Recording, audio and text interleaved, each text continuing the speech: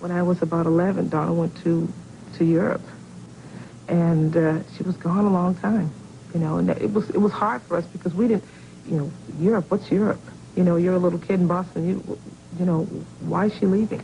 What happened to our big, happy family, you know? And then it was a little bit lonely, actually, at that point.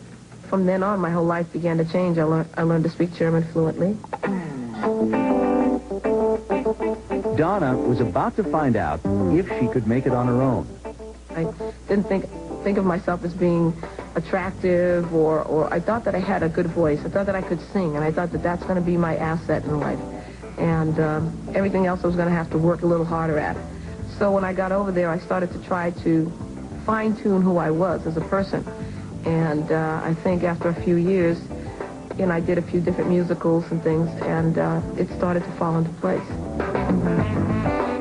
There were also some big changes in her personal life. She married fellow performer Helmut Summer.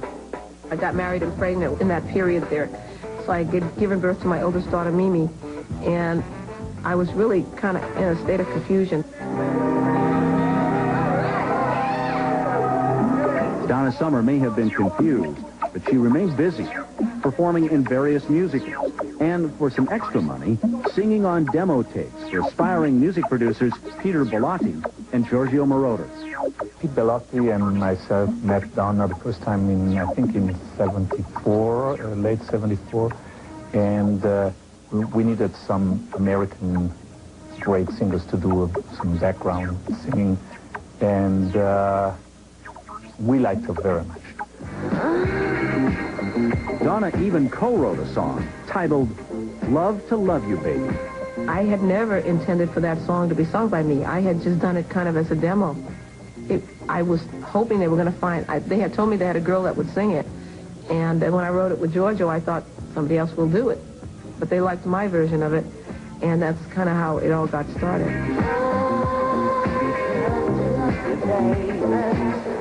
The interesting thing is that I knew how Donna was singing, and the way she sang Love to Love You was not exactly with her normal voice. It was more like a funny thing we did, and she sang it very sexy, very high.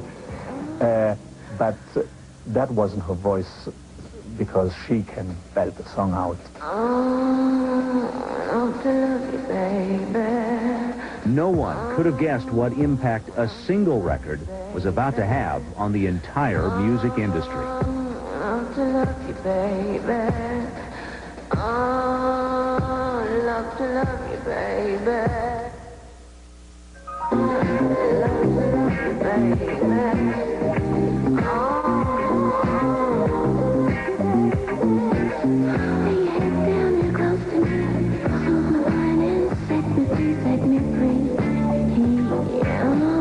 Love to Love You, Baby wasn't only one of the biggest hit singles of the 70s, it was the longest. It was no accident that it turned out to be over 17 minutes. Love to love you, baby. It was 1975, and after 9 years of struggling in Europe, Donna Summer's voice was finally on vinyl. Casablanca Records president Neil Bogart and his wife Joyce bought the rights to distribute her record in the United States. Neil put out a 3-minute, 20-second version of it here, and nothing happened with it. It was a complete flop. One night at a party, Neil loved it so much and I loved it so much, we played it. And we played it over again. And we played it over again. And people were dancing and they were having this great time. And they kept saying, play that again, play that again. And Neil went, oh my God, I know what to do with this record. And I said, what? And he called Giorgio, must have been in the middle of the night, and woke him up. He called me, I think it was 3 o'clock at night in Europe. He called me and asked me if I could extend the full 4-minute version to a longer one, and I thought it was a great idea. And so that's how we created the 17-minute version. No one had made a record this length before, and no radio station would play it. 17 minutes long. I mean, that was unheard of. And it was just an extended sexual trip. And sure enough, we put it out in the clubs, and in weeks, it had gone gold. And And so it was a hit, and Donna Summer was, a sex goddess. Love to Love You Baby, breathing over the airways. The record company realized it had a phenomenal hit on its hands, but knew practically nothing about the singer in Germany who was responsible for it. We called her from the office and we said, are you sexy? And she said, I don't know. Did you ever pose in the nude? No, she said, I'm from a religious family. I wouldn't do that. Well, okay, you'll come over. And we set up this 12-city tour.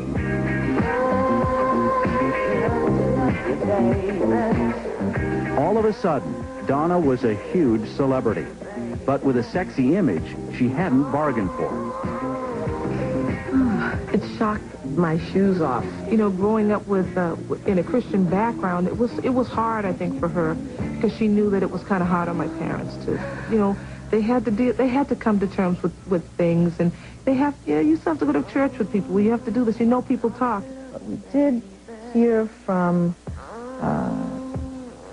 the church community, and said this is not the kind of influence that we want on our children. It's too sensual, it's too sensuous. And I said, Donna really had trouble with this image. When my mother heard it played on the radio in Boston, people would say, oh, I like your daughter's song.